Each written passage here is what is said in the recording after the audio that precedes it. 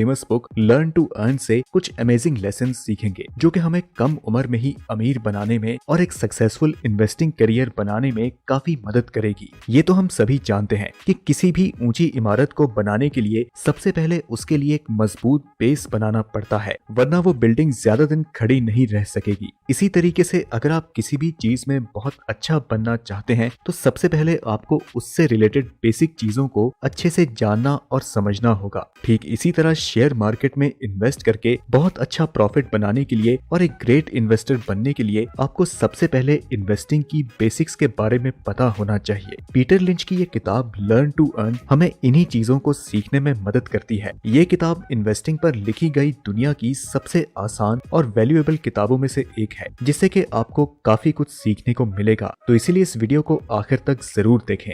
दोस्तों, हमें स्कूल में कॉम्प्लेक्स मैथमेटिक्स और साइंस से लेकर हिस्ट्री और ज्योग्राफी जैसे कई सब्जेक्ट्स पढ़ाए जाते हैं, लेकिन एक ऐसा सब्जेक्ट जो कि हमारी जिंदगी के लिए सबसे जरूरी है, हमें उसके बारे में कुछ नहीं पढ़ाया जाता। ये सब्जेक्ट है फाइनेंस और मनी। ज्यादातर लोग पढ़ाई इसलिए करते हैं ताकि उन्हें फ्यूचर में एक अच्छा जॉब मिल सके, वो अच्छे खासे पैसे कमा सकें और अपनी लाइफ में सेट हो सके। लेकिन इसके बावजूद जब हम जॉब करते हैं और पैसे कमाने लगते हैं तो हमें ये नहीं पता होता कि उन पैसों का हमें इस्तेमाल कैसे करना है, कैसे हम अपने पैसों को ग्रो करके अमीर और फाइनेंशियली फ्री बन सकते हैं, कैसे हम इन्वेस्टिंग करके अपने देश की इकोनॉमिक ग्रोथ में अपना योगदान दे सकते हैं। 1945 में जापान के दो बड़े शहर हिरोशिमा और नागासाकी पर न्यूक्लियर बॉम्ब्स गिराए गए थे, जिससे कि जापान की आर्थिक स्थिति बहुत ही बुरी तरह से प्रभावित हुई थी। इसी कारण अगले कई सालों तक जापान में गरीबी और भुखमरी छाई रही। लेकिन अगर हम आज के जापान को देखें तो ये दुनिया के मोस्ट डेवलप्ड कंट्रीज में से एक है और इसकी इकोनॉमी दुनिया की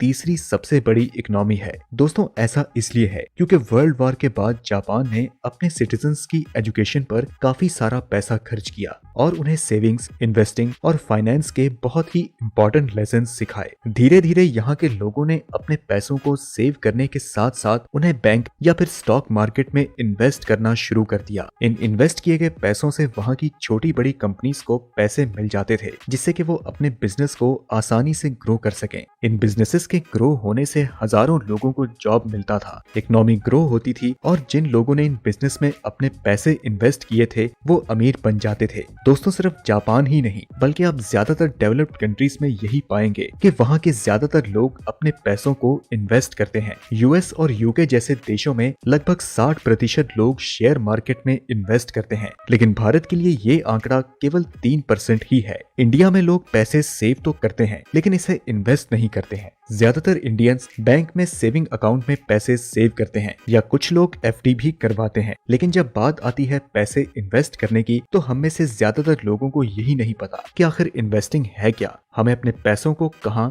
और क्यों इन्वेस्ट करना चाहिए। अगर कुछ लोग इन्वेस्ट करना चाहते भी हैं तो नॉलेज की कमी के कारण वो ऐसा नहीं कर पाते हैं। पीटर लिंच के द्वारा लिखी गई इस किताब में हमें सबसे पहले ये बताया जाता है कि आखिर इन्वेस्टिंग है क्या और क्यों जल्द से जल्द इन्वेस्टिंग स्टार्ट करना हमारे फाइनेंशियल लाइफ और फाइनेंशियल फ्रीडम के लिए बहुत ही जरूरी है। दोस्तों, क्या आपने कभी रिसर्च किया है कि आखिर एक आम आदमी जिसके पास कोई स्पेशल टैलेंट या स्किल नहीं है वो कैसे अमीर बन पाता है? ज्यादातर ऐसे आम लोग इसलिए अमीर बन पाते हैं क्योंकि उनका पैसा उनके लिए काम करता है, ना कि वो पैसे के लिए काम करते हैं। वो अपने पैसों को बिजनेस या फिर शेयर मार्केट में इन्वेस्ट करते हैं, जिसकी मदद से वो उन पैसों से और पैसे कमा पाते हैं और अमीर बनते ही चले जाते हैं। जब हम पैसों को सेव करते हैं तो उस पैसे की परचेजिंग पावर इन्फ्लेशन के कारण समय के साथ कम होती रहती है। साथ ही पैसे सेव करने से आपका पैसा आपके लिए कोई वैल्यू क्रिएट नहीं कर पाता है। इसीलिए दोस्तों, इन्वेस्ट करना हम सभी की फाइनेंशियल लाइफ के लिए काफी जरूरी होता है। पैसे इन्वेस्ट करके हम अमीर बन सकते हैं, अपने लिए फाइनेंशियल सिक्योरिटी बना सकते हैं और एक समय के बाद अपनी लाइफ फाइनेंशियली फ्री होकर जी सकते हैं।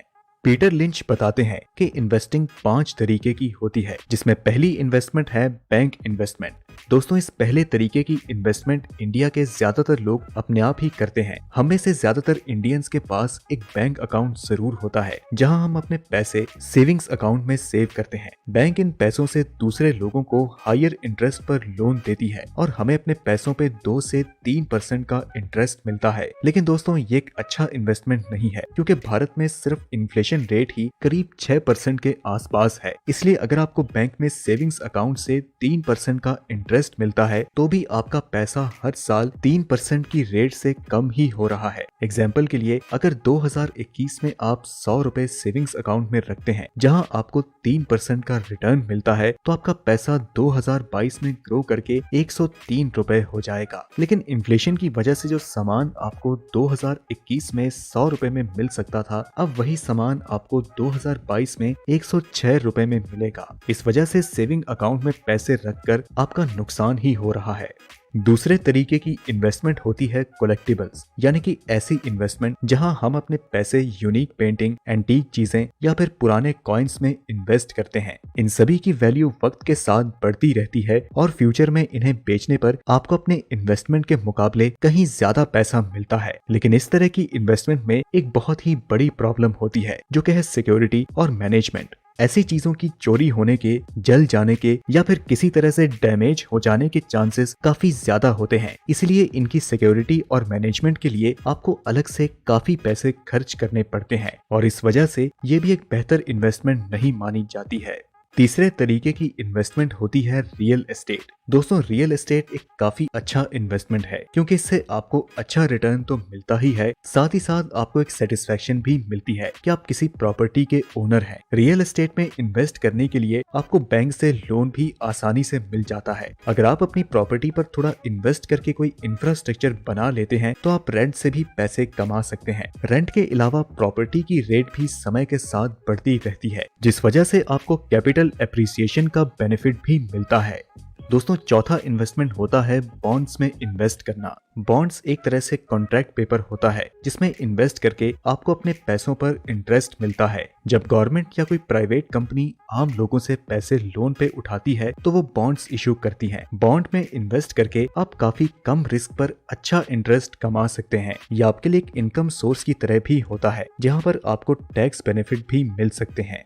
पांचवा और सबसे अच्छा इन्वेस्टमेंट जो आप कर सकते हैं वो है शेयर मार्केट में इन्वेस्ट करना। जब हम स्टॉक्स में इन्वेस्ट करते हैं तो लीगली हम किसी कंपनी के मालिक बन जाते हैं, भले ही हमारी ओनरशिप उस कंपनी में कुछ 0.0001% ही क्यों ना हो। शेयर मार्केट से हमें बाकी सारे इन्वेस्टमेंट के मुकाबले सबसे ज्यादा रिटर्न मिलता है। एक अच्छा बिजनेस देखते ही देखते 100 गुना ग्रो कर सकता है और इस वजह से इसमें इन्वेस्ट करके हम काफी प्रॉफिट कमा सकते हैं। स्टॉक मार्केट की नॉलेज ना होने की वजह से ही ज्यादातर लोग इसमें इन्वेस्ट नहीं करते हैं और इसके पोटेंशियल का फायदा भी नहीं उठा पाते हैं। तो दोस्तों, इस वीडियो में मैं आपको आगे यही बताऊंगा कि कैसे आप शेयर मार्केट में एक अच्छा इन्वेस्टर बन सकते हैं और कैसे हाई और कंसिस्टेंट प्रॉफिट कमाकर आप इसकी मदद से अमीर बन सकते हैं। दोस्तों, पीटर लिंच कहते हैं कि शेयर मार्केट में 5 तरह के इन्वेस्टर्स होते हैं। पहले वो जो स्टॉक्स में इन्वेस्ट तो करते हैं लेकिन उन्हें ये नहीं पता कि वो किस कंपनी में इन्वेस्ट कर रहे हैं और क्यों इन्वेस्ट कर रहे हैं, आखिर वो कंपनी करती क्या है और उसके फंडामेंटल्स कैसे हैं। वो सिर्फ इसी उम्मीद में इन्वेस्ट कर देते हैं कि शायद उस स्टॉक्स की प्राइस बढ़ जाए और वो इससे कुछ प्रॉफिट कमा सके।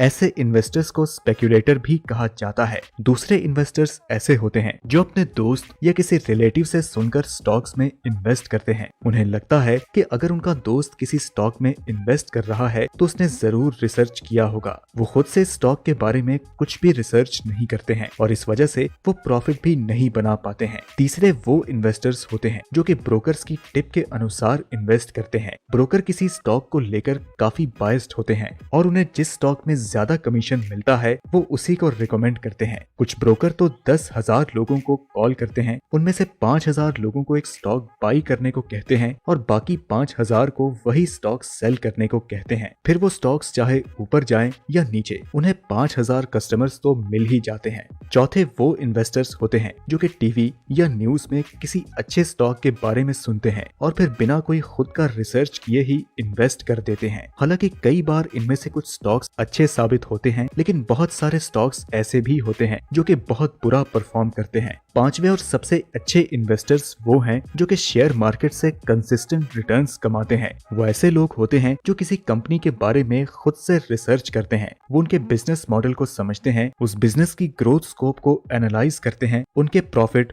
लॉस, सेल्स और रेवेन्यू और हर एक चीज के बारे में अच्छे से पढ़कर उनके फंडामेंटल एनालिसिस करते हैं और इन सब के बाद ही डिसीजन लेते हैं कि उन्हें वो स्टॉक खरीदना चाहिए या नहीं। यही वो इन्वेस्टर्स होते हैं जो कि शेयर मार्केट से असल में पैसा कमाते हैं और कंसिस्टेंट प्रॉफिट बनाते रहते हैं। ये इन्वेस्टर्स लॉन्ग टर्म के लिए इन्वेस्ट करते हैं और हमेशा से अपने नॉलेज को बढ़ाने पर काम करते रहते हैं।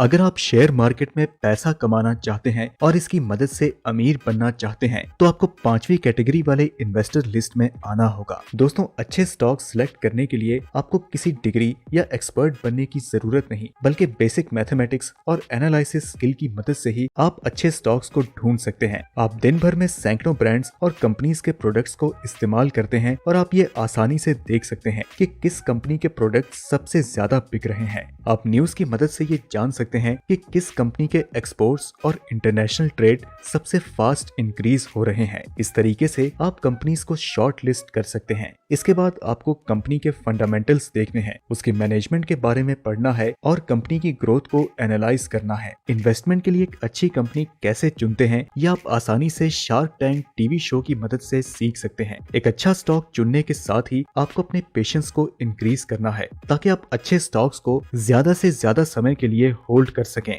शेयर मार्केट में अमीर बनने का राज एक अच्छा स्टॉक चुनने में और उसमें लॉन्ग टर्म इन्वेस्ट करने में ही छिपा है।